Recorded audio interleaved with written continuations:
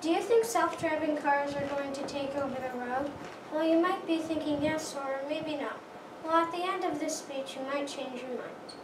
Oh, you also might be thinking, are self-driving cars even safe? Well, the answer to that is going to be in my speech. Listen carefully and you will hear the answer.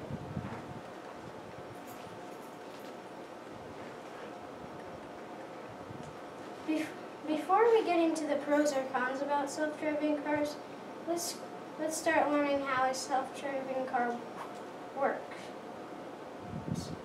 A self-driving car can drive itself. This is how it works. The self-driving car senses its environment and can navigate without any human interaction. To do this, each vehicle is usually set up with a GPS unit, an inertial navigation system, and a bunch of sensors including laser rangefinders, radar, and video. The car uses the data about its position from the GPS and inertial navigation system to find its location. It also uses data from its sensors to better pinpoint where it is and also to create a three-dimensional image of its surroundings. The data from each sensor is filtered to use the data to collect it to better and more precise. Make it better and more precise. All of this data make the vehicle able to move on its own. Now they still have an engine and wheels, but they are way more complicated than a normal car.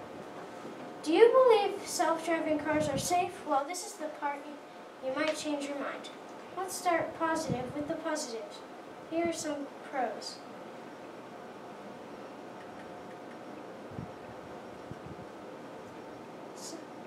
The self-driving car eliminates human error due to distraction, fatigue, or other variables. A study done by the Center for Transportation, which studies traffic and safety, showed that if at least 10% of cars were self-driving, there would be 211,000 less accidents per year, 1,100 less deaths, and 200 billion saved in accident expenses. The same study showed that if 90% of cars were self-driving, the number is much greater, with 2.4 million accidents would be prevented, 21,700 lives would be saved, and more than 400 billion in accident costs would be eliminated.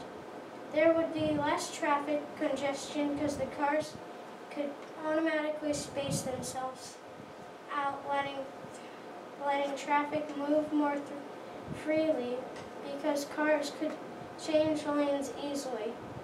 By having a self-driving car, you can enjoy more free time since you could do other things than focusing on the road. For example, maybe you're in the middle of an important business call, or you could use some more sleep, so you could use a nap.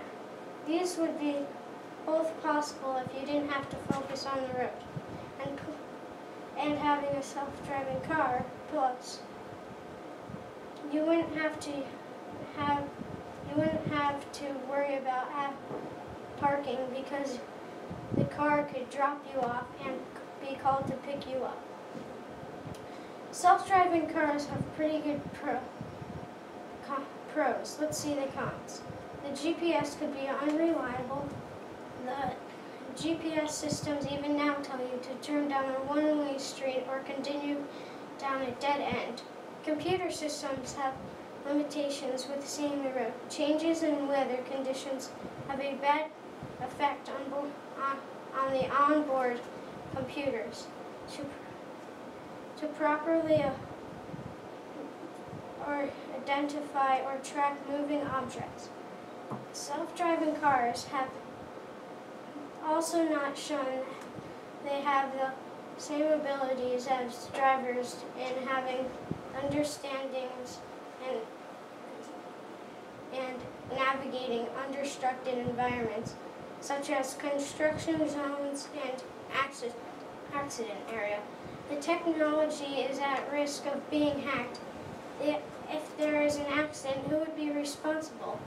The car maker, the software maker, the technology could fail at any time. Bad weather could cause lasers to fail.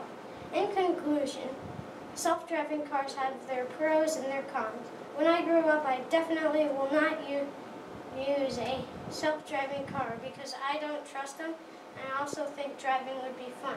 I hope you learned a lot and have a great day. Thanks for watching. Luke LaRue.